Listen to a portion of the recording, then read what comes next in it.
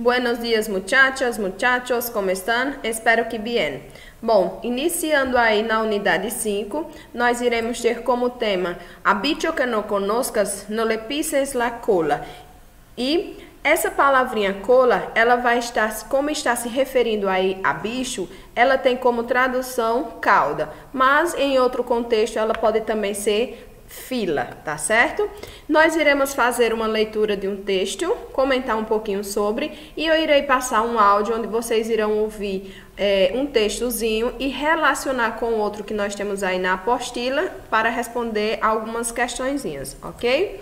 E dando início aí à nossa unidade, nós temos essa imagem e a bicho que não conozcas, no le pises la cola. Essa frase, ela é uma citação do filósofo alemão Arthur Schopenhauer, que ele faz várias reflexões sobre a condição de vida a que o homem levou aos animais, certo? Então aí ele faz uma relação sobre a forma como o homem, né, ele destinou a algumas coisas em relação aos animais.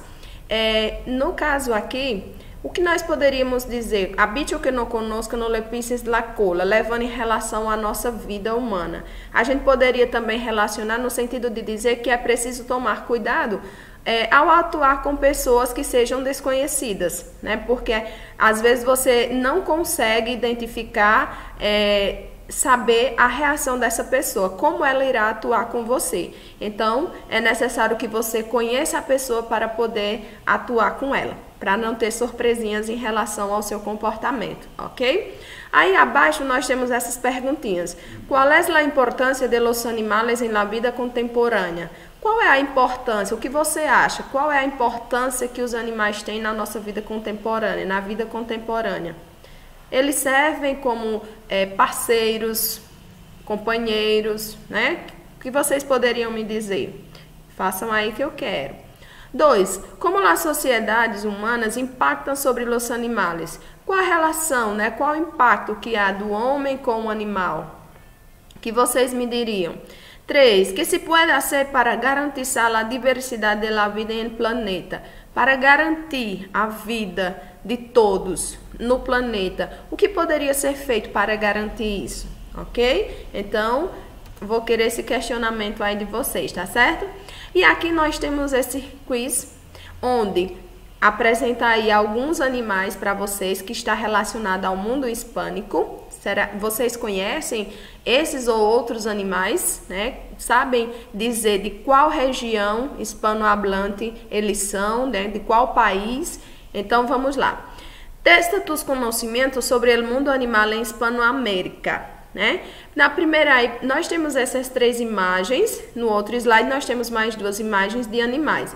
Vocês conseguem identificar aí quais são esses animais? Esse primeiro, a segunda, né? Essa onça aí bonitinha, pintadinha. O outro, nós temos um pássaro, que ele é o quetzal, né? O quetzal. E nos outros 2, nós temos um cachorrinho e temos outro animalzinho também, né? Que aí na primeira questão ele está pedindo para você dizer de onde é originária a llama. A llama, ela é originária de qual país? Uruguai, Bolívia, Colômbia ou Espanha? Vocês saberiam me dizer?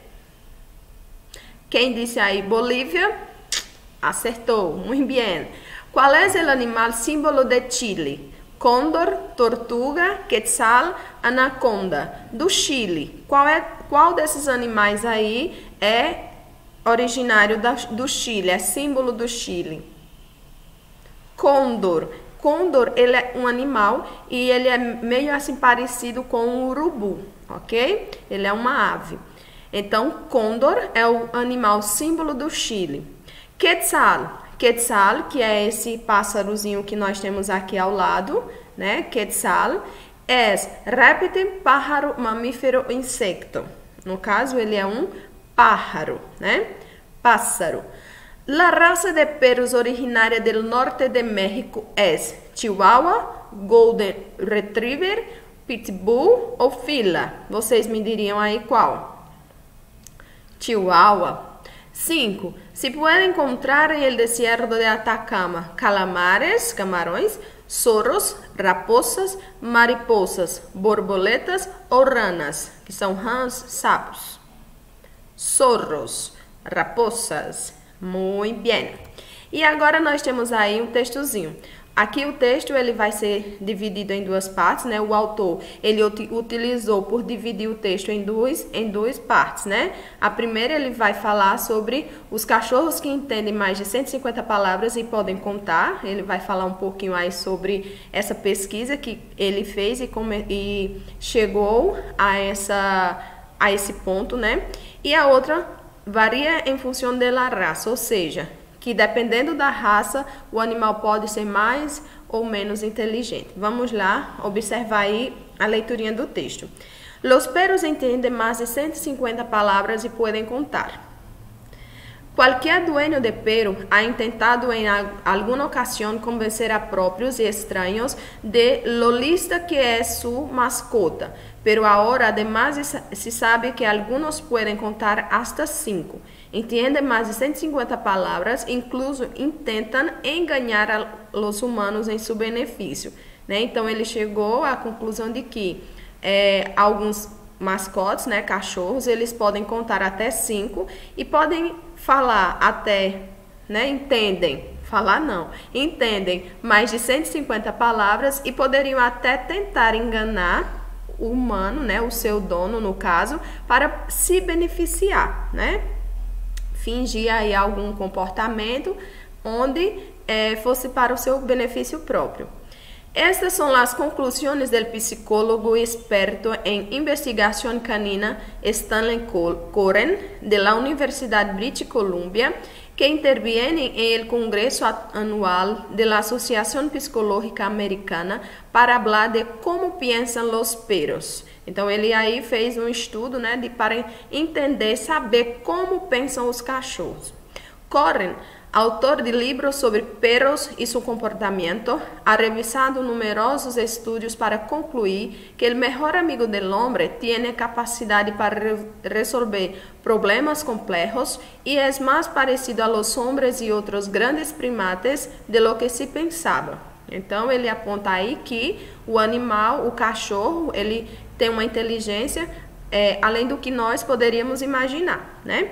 Sus impressionantes momentos de brillantez e criatividade são o recuerdo de que quizás, talvez, no sean Einstein, pero están seguramente más cerca de los humanos de lo que pensamos, señaló.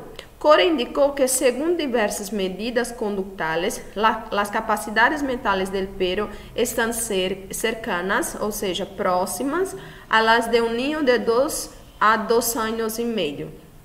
Então, ele acredita, né, que a capacidade intelectual do cachorro, ele chega próximo à capacidade intelectual de uma criança com 2 ou 2 anos e meio de idade.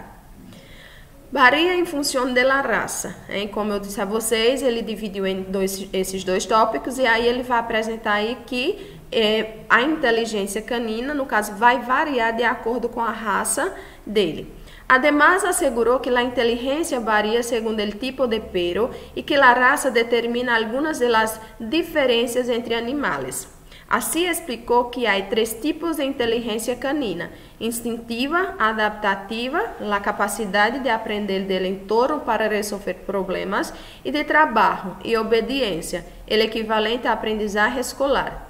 Dados de 208 perros de Estados Unidos e Canadá mostraram que em la inteligência de trabalho e obediência, o Border Collie é o número 1, né? Então, essa raça aí, Border Collie, é o número 1 na questão de inteligência do trabalho e obediência. Seguido del caniche e, em terceiro lugar, o pastor alemão. Então, ele viu aí na pesquisa, né, ele destacou essas 3 raças que se destacam na inteligência de trabalho e obediência. A lista de los canes mais listos se completa com Golden Retriever, el Doberman, pastor Shetland, parecido ao Collie, e el Labrador. Según la clasificación de Coren, el experto aseguró además que un perro normal puede aprender unas 165 palabras, incluídas señales, y los más inteligentes umas 250. Então, ele viu que os cachorros que são menos inteligentes, digamos assim, podem ter a capacidade de aprender até 165 palavras. Já os que ele considera as raças mais inteligentes poderão atingir, né, uma inteligência aí, um número de palavras de até 250 palavras, né? Podem aprender, né? Coren explicou que a capacidade máxima de aprendizagem de palavras se basa em el estudio de Rico, um cão que demonstrou conhecer 200 palavras habladas e ter uma grande capacidade e rapidez de aprendizagem. Então, ele destacou aí essa raça, né, Rico, como sendo uma das mais inteligentes também, né, com a capacidade rápida de aprendizagem, né? Eles entender as palavras. Não é que eles vão aprender e falar, né, a palavra, eles vão entender a palavra, o que a palavra quer dizer. Por si fuera pouco, estes amigos de quatro patas também sabem de números, aunque seria melhor não confiar-lhes a contabilidade doméstica, pues pueden contar hasta 4 o 5 y solo tienen una comprensión básica de la aritmética, aunque son capaces de detectar errores como 1 más 1 igual 1 o 1 más 1 igual 3. Durante el juego, los perros son capaces de intentar engañar de manera deliberada, tanto a outros cães como a los humanos para lograr, né, para conseguir uma recompensa e, segundo Coren, têm quase tanto êxito enganando a humanos como os humanos enganando a los perros, né? Então aí imagina só você com um cachorro que consegue entender esse número de palavras, né, para poder interagir com você, né? Isso seria uma coisa extraordinária, acredito eu, muito bom. E esses cachorros contando, né? Aí contando, fazendo as continhas. Você entregar as suas contas, né, na mão de um cachorro. Interessante. Bom, então como a gente viu aí, eu já disse a vocês, o autor optou por dividir o texto em duas partes. Assim ele fala sobre a sua pesquisa, né? Os animais podem ter uma inteligência além do que o humano pode imaginar.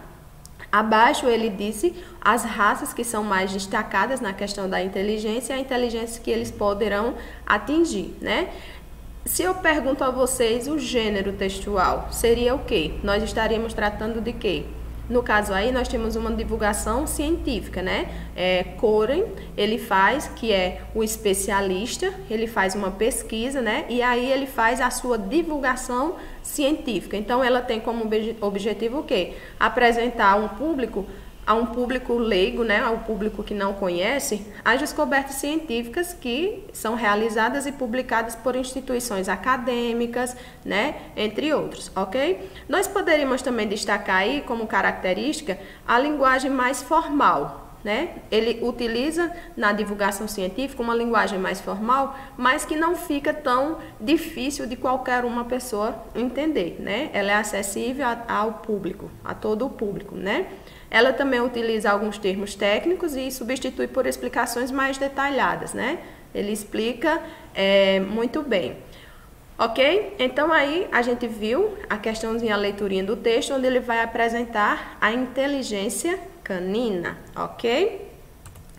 Nós temos aí agora, como eu falei para vocês, que eu iria apresentar, colocar um texto, um áudio, onde ele vai falar um pouquinho sobre a Oda del Gato, ok? De Botelho, de Fernando Botelho. Nós temos aí até essa imagem desse gato, que é uma escultura, né? Muito interessante. Abaixo nós temos o texto e vocês depois irão fazer a relação do áudio com o textozinho e responder as questões que tem aí seguidas, como verdadeiras ou falsas, ok? Então, vamos lá ouvir o áudio atentamente. Eu irei passar uma vez, vocês irão ouvir normal, depois eu passo novamente e a gente faz a relação, tá certo? Pista 12. Oda al gato. Los animales fueron imperfectos largos de cola, tristes de cabeza. Poco a poco se fueron componiendo, haciéndose paisaje, adquiriendo lunares, gracia, vuelo. El gato, solo el gato, apareció completo y orgulloso. Nació completamente terminado, camina solo y sabe lo que quiere. El hombre quiere ser pescado y pájaro, la serpiente quisiera tener alas, el perro es un león desorientado, el ingeniero quiere ser poeta, la mosca estudia para golondrina. El poeta trata de imitar la mosca, pero el gato quiere ser solo gato. Y todo gato es gato, desde bigote a cola, desde presentimiento a rata viva, desde la noche hasta sus ojos de oro. Pronto, ouvimos aí uma vez, então eu irei passar mais uma vez para que vocês possam ter uma melhor compreensão, tá certo? Pista 12. Oda al gato. Los animales fueron imperfectos, largos de cola, tristes de cabeza. Poco a poco se fueron componiendo, haciéndose paisaje, adquiriendo lunares, gracia, vuelo. El gato, solo el gato, apareció completo y orgulloso. Nació completamente terminado, camina solo y sabe lo que quiere. El hombre quiere ser pescado y pájaro, la serpiente quisiera tener alas, el perro es un león desorientado, el ingeniero quiere ser poeta, la mosca estudia para golondrina. El poeta trata de imitar la mosca, pero el gato quiere ser solo gato. Y todo gato es gato, desde bigote a cola, desde presentimiento a rata viva, desde la noche hasta sus ojos de oro. Muito bem. Então, nós vimos aí, né, o textozinho, onde ele vai falar aí sobre el ode del gato, né? Então, observa a imagem del gato catalão de Botero que reina sobre a populosa calle barcelonesa Rambla del Raval, el antiguo barrio chino, e compara com os versos que o poeta chileno Pablo Neruda dedicou a los felinos. Então, a gente vê a imagem aí ao lado, El Gato Catalán, né, de Fernando Botero, e a gente observa aí que nós sabemos que Botero, ele ficou famoso pela utilização de linhas arredondadas, né, isso seja nas esculturas, seja na sua pintura, né, na cultura ou pintura, tá certo? E aí nós temos aí fazendo a relação entre a poesia e a escultura. Eu vou fazer a leitura da poesia, certo? E depois a gente vai fazer a relação entre ambas com as questõezinhas aí que nós temos. Oda al gato. Los animales fueron imperfectos, largos de cola, tristes de cabeza. Poco a poco se fueron componiendo, haciéndose paisaje, adquiriendo lunares, gracias, vuelo. El gato, solo el gato, apareció completo y orgulloso. Nació completamente terminado. Camina solo y sabe lo que quiere. El hombre quiere ser pescado y pájaro. La serpiente quisiera tener alas. El perro es un león desorientado. El ingeniero quisiera ser poeta. La mosca estudia para golondrina. El poeta trata de imitar la mosca, pero el gato quiere ser solo gato y todo gato es gato, desde picote a cola, desde presentimiento a rata viva, desde la noche hasta sus ojos de oro. Então a gente viu aí o áudio que ele fala sobre a poesia, não é isso? Então, visto isso, vamos ver aí o que está pedindo a nossa questãozinha. Ahora señala verdadero o falso considerando as relações de sentido que se pode estabelecer entre os dois textos. Los dos textos, desde linguajes distintos, alaban a los felinos, enfatizando seus rasgos. Então, os dois textos, eles falaram sobre os gatos, né, os felinos, enfatizando seus traços, os traços do gato. Sim ou não? Vão fazendo aí, depois a gente faz a correção. Las grandes dimensiones de la escultura de Botero demuestran la perspección del artista en relación a la imponencia del animal.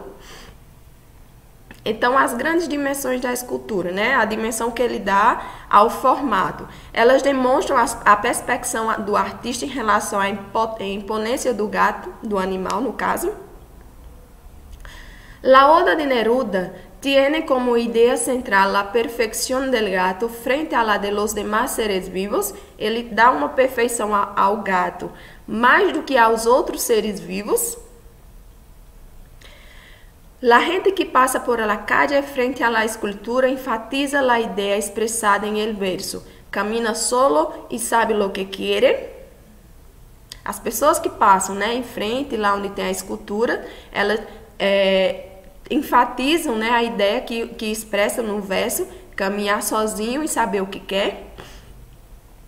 La Oda de Neruda contrapone la satisfacción del gato en relación a sí mismo al desagrado sentido por los demás seres vivientes. La escultura de Botero no puede ser relacionada a la Oda de Neruda, pues el objetivo del texto es otro. E aqui abaixo, em el trecho, la mosca estudia para golondrina. La imagen que presenta el vocábulo destacado es... Golondrina que nós temos é essa imagenzinha aqui, esse pássaro, certo? Então, marca aí o xizinho, golondrina, esse pássaro. E voltemos à primeira questão para ver as respostas, se vocês marcaram aí corretamente. A primeira, vocês colocaram o quê? Verdadeiro ou falso? Quem colocou verdadeiro, acertou. Na segunda, quem colocou verdadeiro, acertou, né? Ele diz que a grande dimensão da escultura de Botero, ele demonstra a percepção do artista em relação à imponência do animal, né? La Oda de Neruda tiene como idea central la perfección del gato frente a la de los otros seres vivos. Ele diz que o gato ele tem uma perfeição mais do que os outros seres vivos. No, falso. La gente que pasa por la calle frente a la escultura enfatiza la idea expresada en el verso, camina solo y sabe lo que quiere. Sim, verdadeiro. La Oda de Neruda contrapone la satisfacción del gato en relación a sí mismo, al desagrado sentido por los demás seres vivientes. ¿Correcto o incorrecta? Correcta, verdadeira. La escultura de Botero no puede ser relacionada a la Oda de Neruda, pues el objetivo del texto es otro. No, falso. Então, quem colocou verdadeiro, verdadeiro, falso, verdadeiro, verdadeiro, falso, está correta, ok? Vamos lá. La conmiseración con los animales está íntimamente ligada con la bondad de carácter, de tal suerte que se puede afirmar seguro que quien es cruel con los animales no puede ser una buena persona. Una compasión por todos los seres vivos es la prueba más firme y segura de la conducta moral. Arthur Schopenhauer. Então, ele diz aí que as pessoas devem ser o quê? Devem ser compreensivas, né? Elas devem ter, para ter uma conduta moral, elas devem tratar bem a todos os seres vivos, independente de ser o homem ou o animal, até porque também o animal é um ser vivo e merece respeito, não é isso? Ok? Então, agradeço a participação de vocês, né? Espero que vocês tenham compreendido, gostado. Qualquer coisa, entre em contato comigo, estarei à disposição para qualquer dúvida, para qualquer esclarecimento. Hasta pronto, besos!